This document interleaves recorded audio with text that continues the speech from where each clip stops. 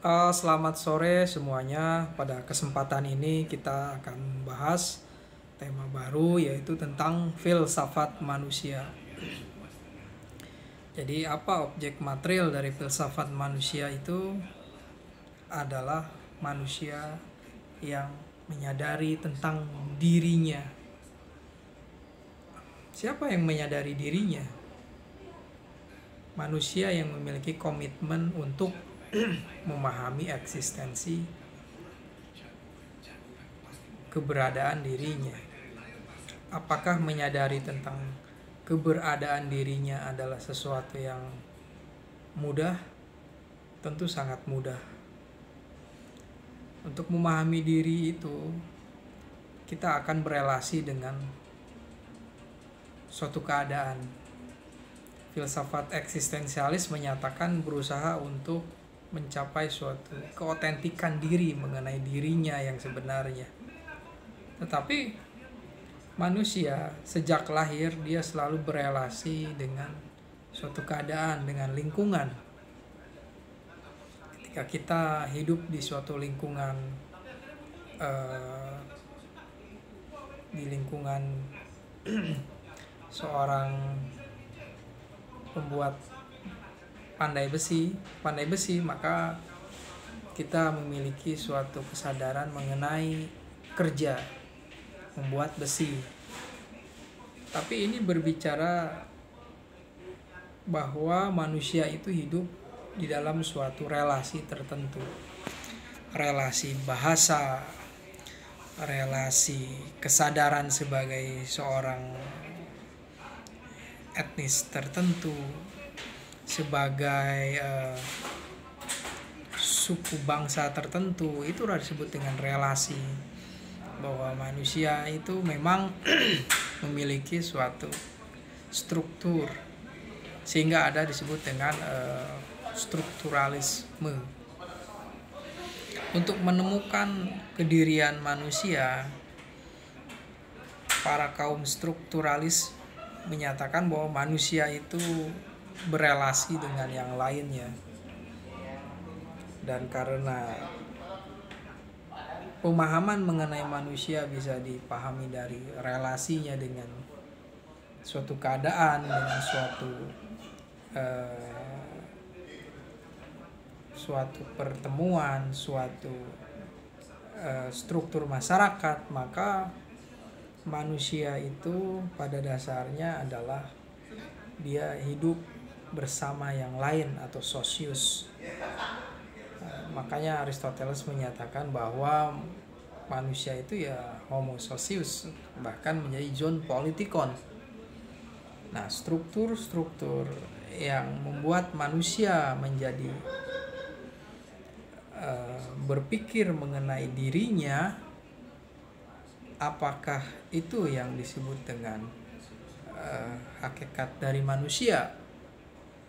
Hakikat manusia itu kita temukan di dalam diri kita sendiri, atau kita melihat relasi kita dengan yang lain, bahkan bukan hanya dengan interaksi dengan alam manusia itu, tapi dengan Tuhan juga relasi.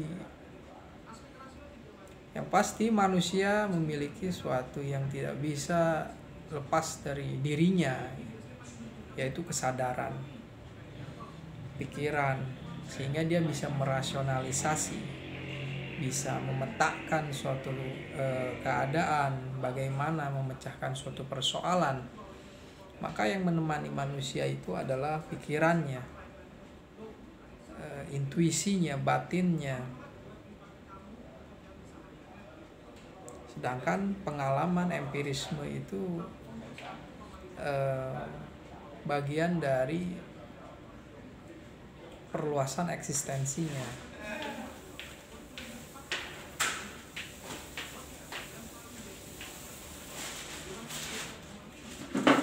Maka strukturalisme memandang bahwa setiap peristiwa di dalam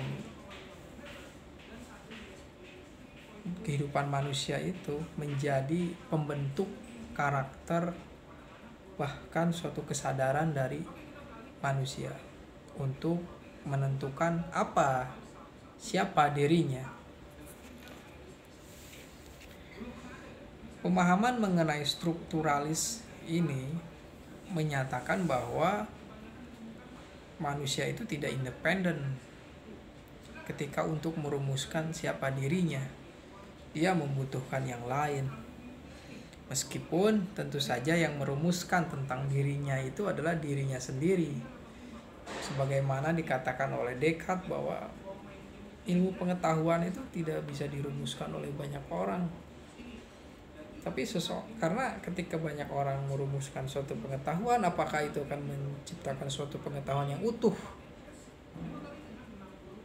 Ya, pada sisi ini memang Descartes juga memiliki suatu sisi pemikiran mengenai untuk menemukan suatu pengetahuan yang eksistensi. Karena pada awalnya dia meragukan tentang eksistensi pengetahuan dirinya. Itu merupakan sesuatu pencarian otentisitas diri.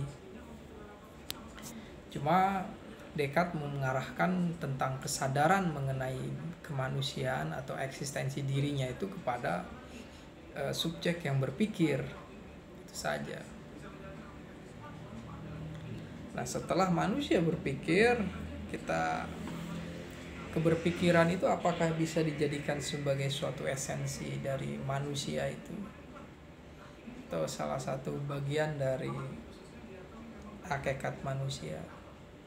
Tapi hakikat itu bukankah sesuatu yang sederhana? Hakikat, kita berbicara mengenai hakikat manusia.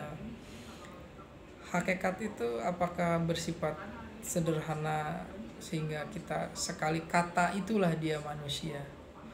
Atau karena manusia itu harus mencari hakikat, sedangkan hakikat itu sesuatu yang sangat sederhana? Disinilah kerumitannya untuk menjelaskan siapa itu manusia, karena sudah ada keinginan untuk hakikat itu sebagai sesuatu yang sederhana. Karena disinilah kesulitannya untuk menjelaskan tentang segala pengalaman manusia, segala apa yang dialami oleh manusia yang begitu plural, bahkan begitu rumit, mengenai kesadarannya, mengenai interaksinya dengan manusia yang lain, tentang penghayatan mengenai Lebenswelt, itu sangat rumit sekali. Sehingga untuk menyederhanakan mengenai adanya esensi manusia itu ya mungkin saja salah juga.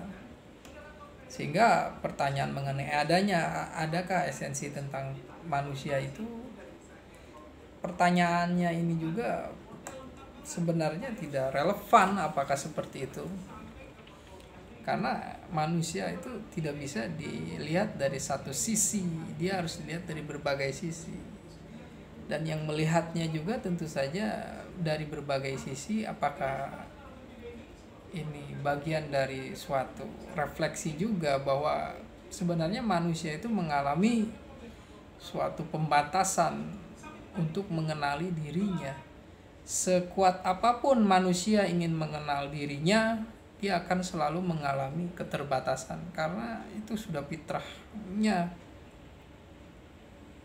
Sehingga karena alasan itulah, karena ada suatu keterbatasan di dalam diri manusia, maka perlu adanya intuisi lain, yaitu pengetahuan yang lain, misalnya tentang agama, kesucian dari firman Tuhan. Apakah itu yang menyebabkan manusia harus beragama? Karena ada suatu keterbatasan.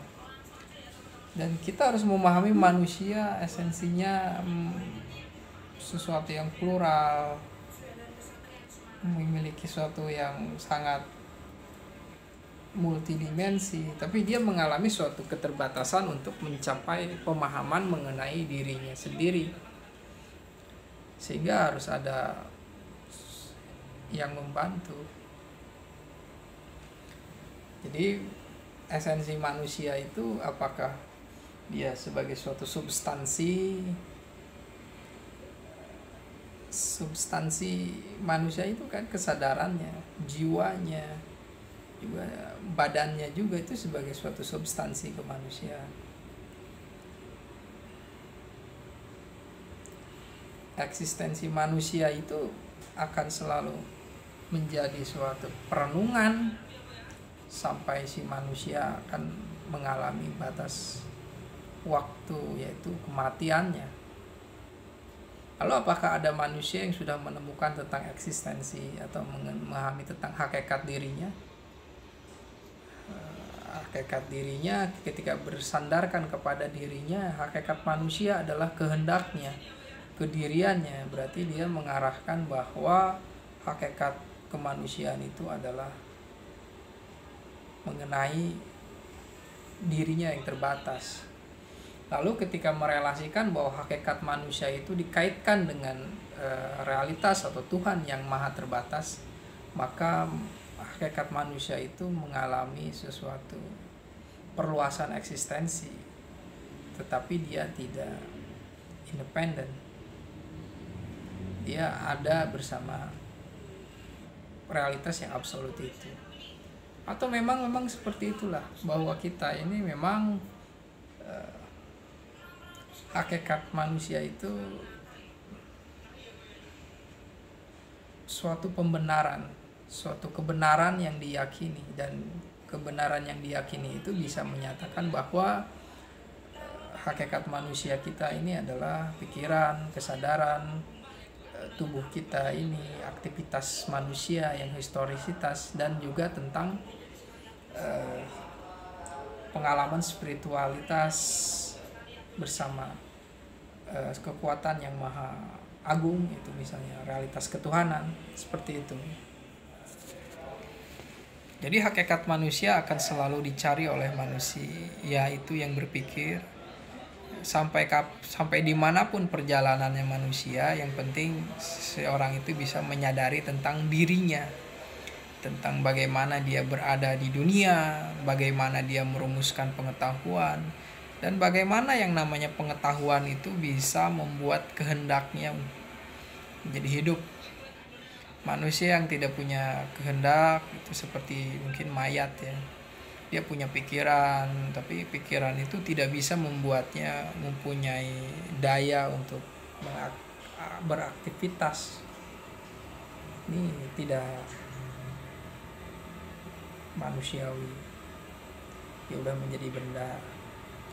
Nah, perenungan tentang filsafat manusia akan kita lakukan terus. Terima kasih.